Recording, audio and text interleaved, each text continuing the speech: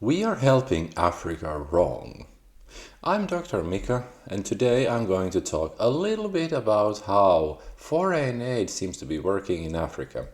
Now, what caught my attention earlier this year was that Trump decided to stop supporting Africa in this one important initiative that had been running for years already to provide Africa with HIV medication. Now, many African countries that have relied on this HIV support are no longer getting medicine. And of course, the situation is just getting worse. What I ended up hearing when I heard that news story was that America had been using taxpayer money to buy medicine from pharmaceutical companies and sending that to Africa. So it kind of felt like the whole thing was there to make pharmaceutical companies a bit richer by giving them money, and then as a byproduct, you end up sending some of the medicine to Africa, so that it looks like you're helping them. This whole thing reminded me of what happened during the COVID-19 pandemic even. African Union approached EU and they had the capability in Africa to start manufacturing COVID-19 vaccines. But what prevented them from doing so was, of course, the intellectual property rights, patents, licenses, you name it. So they approached EU and they asked whether EU could waive these licenses, patents for COVID-19 vaccines for some period of time so that African countries could start manufacturing their own COVID-19 vaccines and they could start vaccinating people within Africa. Obviously, EU said no. No, that's not the right way of helping Africa. No. You guys just sit tight and wait and we will send you vaccines at some, or let you acquire a license so you can start manufacturing your own COVID-19 vaccines. And again, EU was putting money in African labs so that they could actually make their own vaccines. But EU was not supportive of the important thing, which is giving them autonomy over making the vaccines. So again, it sounded like money was going into Africa, but at the same time, money was being pulled out of Africa. Just like with the case of the HIV medicine, it kind of sounds like if you really wanted to help Africa with HIV, you built them the facilities where they can make the medicine by themselves, and you gave them and you give them rights to do so freely without being dependent on you. Because in the end of the day, it kind of feels like Western countries don't want Africa to be independent. They want to help Africa so that it looks nice, but in such a way that Africa is still heavily dependent on that foreign aid. And when I looked at this whole thing, I learned about this thing called tide aid. There is a term for this phenomenon where a Western country gives money. Let's say America gives $5 million to some African country, let's say Kenya, to build a new hospital. Nice, right? Cool, they have a new $5 million hospital. Now they can start treating people and so on and so forth. But then if you look into the details, you start to understand what the tide aid means. It suddenly means that Kenya can build a hospital with the $5 million, but they cannot build it the way they want. They have to get US companies to build the hospital. So you kind of send $5 million to Kenya, and they're forced to send it back to you, and you're kind of boosting your own economy. American companies, they got just a new client, a big building project in Africa. So the money kind of gets back to America, and in the end, Kenya is left with a hospital, and America can say that, oh, look, we are so nice, we helped Africa.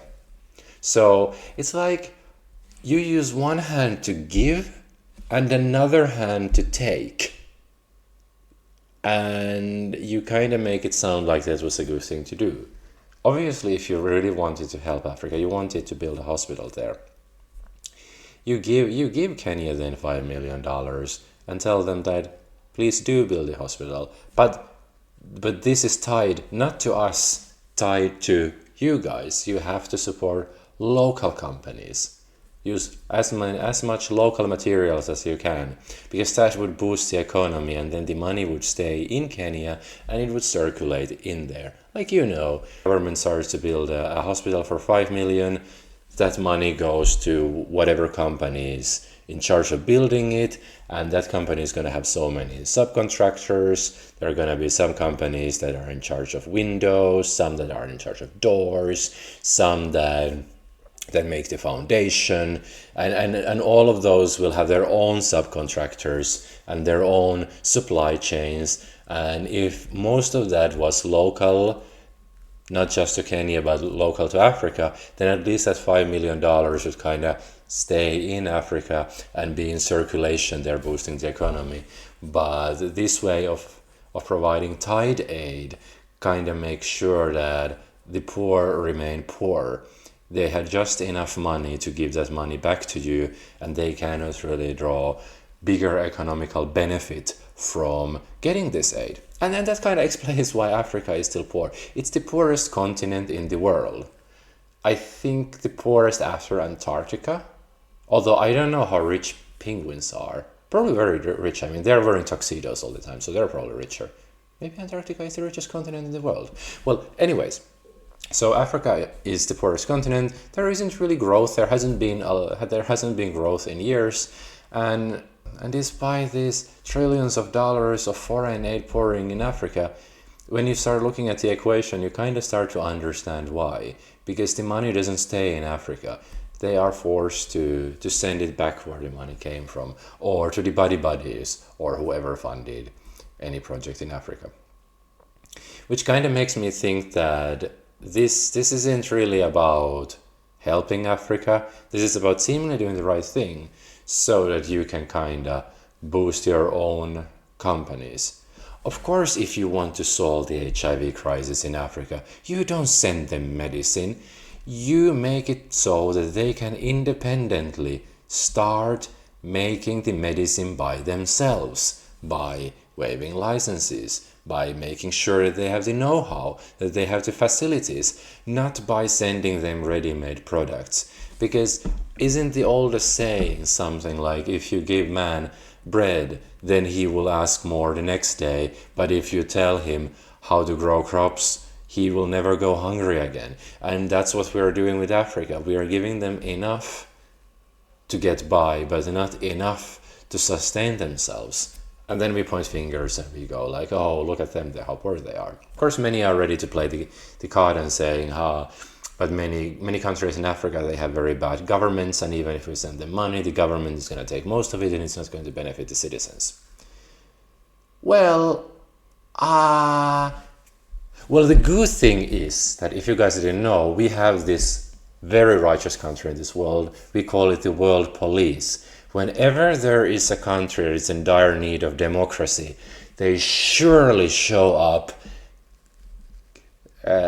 shoot at the bad guys and bring democracy to the world, like they have done in Iraq, Afghanistan, Iran, and oh yeah, now I remember.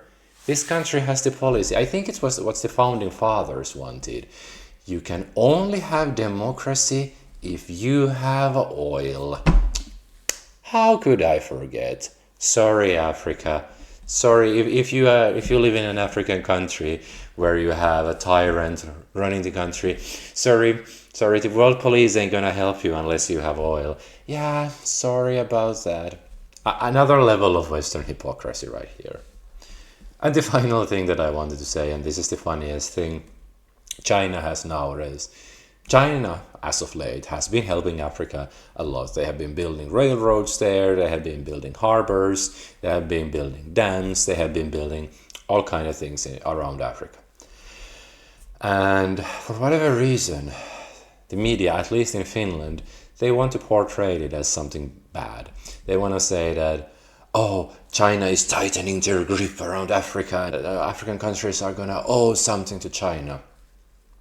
It's like, why is it then okay for Europe and US to do this kind of nasty thing of seemingly helping Africa? And if a new player shows up like China, we are very eager to say that, oh, that's such a bad thing to do. Looking at how we have been running things in the Western world and looking by how much China has developed over the years, sometimes I feel like we could kind of learn from them as well. Not that I would have any broader knowledge about whether what China is doing in Africa is actually better than this kind of tide aid that we try to pull off. But anyway, at worst, it's equally bad as what we are doing, and if it's as bad, then stop criticizing, and at best, it is better than what we are doing. So like it's a bit of a sign of hypocrisy to go and complain about something that you are doing. But isn't that what Western countries are doing anyways? I mean, Trump was complaining about Ukraine not having elections for a long time because of the war situation. And then at the same time, I kind of feel like Trump is trying to figure out a way of staying in power without elections or despite elections. So, yeah. Of course, it's not just about aid when we're talking about Africa. Many Western companies, they do operate in Africa. It was on the news that, for example, OpenAI was spending a little bit of money in Africa and having Africans, in this case at least Kenyans, do annotation for them. So Kenyans were in charge of making sure that the data the OpenAI's models were being trained on was of a high quality. Did OpenAI pay them well? Absolutely not.